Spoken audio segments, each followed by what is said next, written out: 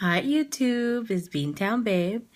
It is June 24th and I just wanted to come on to give an update of what's going on and say hello. I just wanted to talk about, I went to my RE's office last Wednesday and I did my histoscopy. Very uncomfortable situation, to say the least. I can say that it hurt really bad because I took some medication. I took a muscle relaxant and a pain suppressant so that I wouldn't be in so much pain and I wouldn't be so uncomfortable. They prescribed that to me to take, and so I went in and I hadn't eaten that morning actually, and which was not good. I should have brought some crackers with me. So it hit me hard. The medication hit me hard. So I was in la la land. And some of the things that she said, I even had to email her back and say I was a little foggy, you know, I had some medication on board. But anyways, it was uncomfortable. She put some saline in my uterus, put the histoscope in. I thought the main part that would be uncomfortable would be going through the cervix. I didn't necessarily feel that as much as I felt a deep pressure in my uterus, and I can't even explain it.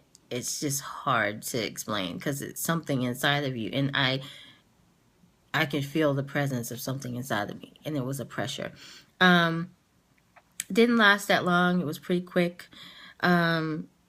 She didn't see what she thought she would see. There were some indentations in my uterus, but not as bad as what she thought. You know, she thought it would be really bad because my uterus is displaced a little over to the right, going to the right, because there's a big fibroid on the left. And she saw an indentation on the bottom and one a little bit on the top, because there's one on the top as well.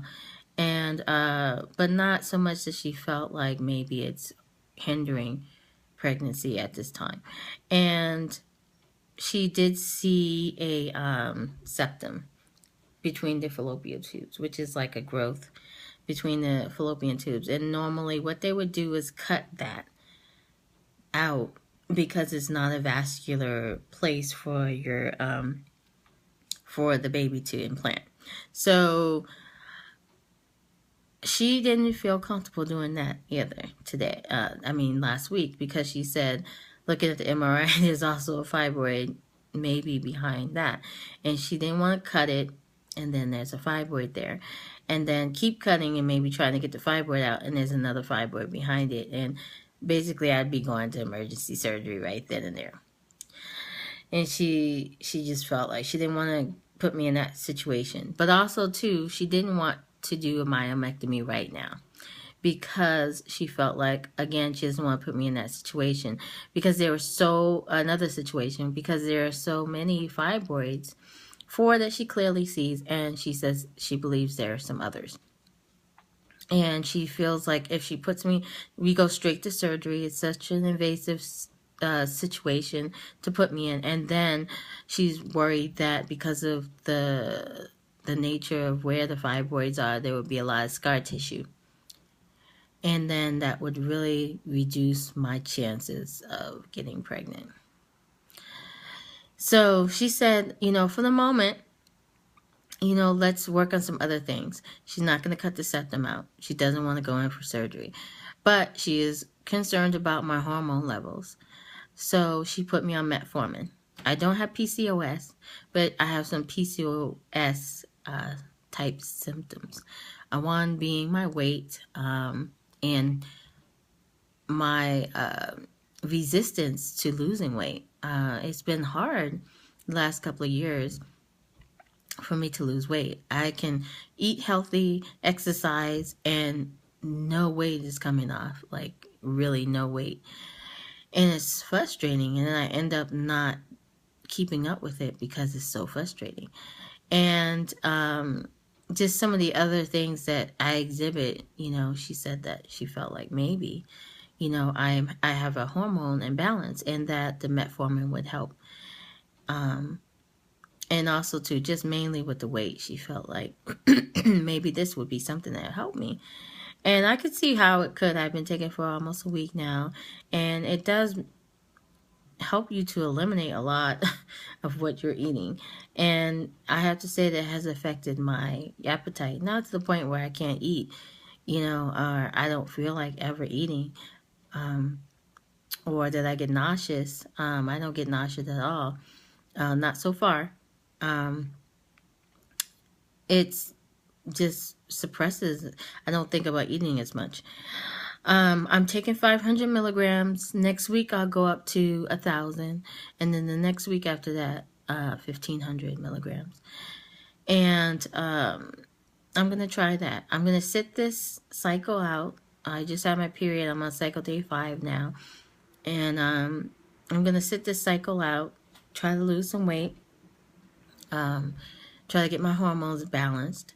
And I'm doing everything I can do to help with that. I think I told you last time that I was taking a supplement that I've been taking for a month now, and I talked to her about that, and she okayed it for me to continue taking it. It's a DMI plus, and I've been taking it for a little over a month when she first told me about the big fibroids, after we saw the MRI. And I did some research and concerning like the estrogen in my system feeding the fibroids, because again, I'll revisit and say that I had an MRI done and a HSG, I believe, done back in October. My fibroids were not this big. They grew quickly, swiftly, in the last couple of months, until I had a miscarriage in February. I had a miscarriage. I don't even know the exact dates. I think I block it out. The beginning of February, end of January. And so my fibroids at that time, after that, when they did another ultrasound, were really big. So that's why she sent me to have another MRI. And she said they grew so quickly, and I'm on the fertility medications. I've taken Clomid, Femera, and the trigger shots, and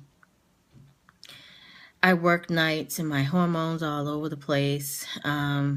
So I felt like maybe the estrogen is a big part.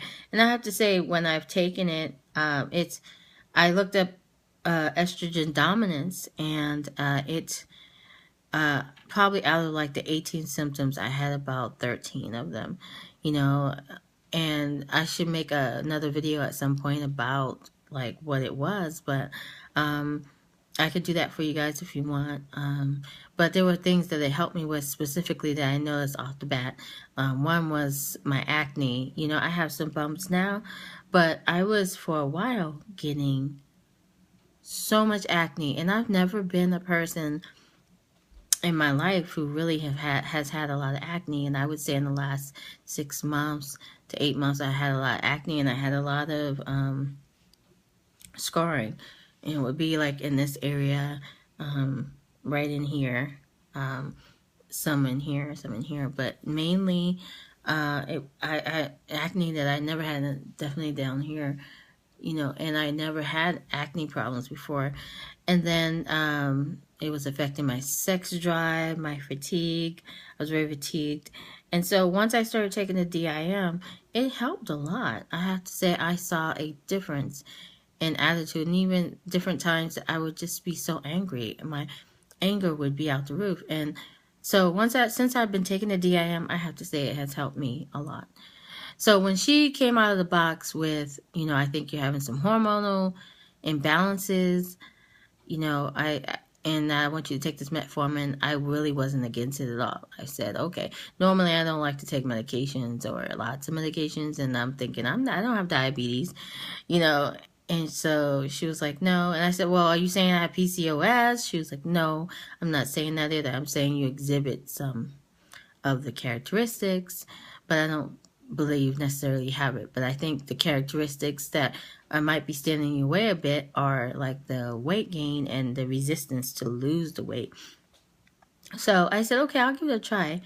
like I said, I haven't had too many bad points this week while I've been on it. We'll see when I go up to 1,000 and 1,500, how it affects me. So right now what the plan is not to do surgery until I try a little bit more. So I have vials still left in the bank.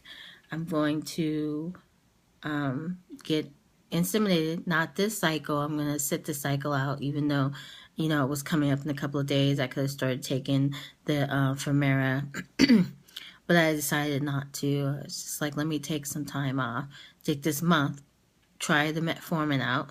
So in July, we're going to do another insemination. And then if that one doesn't, we're going to do a couple of more.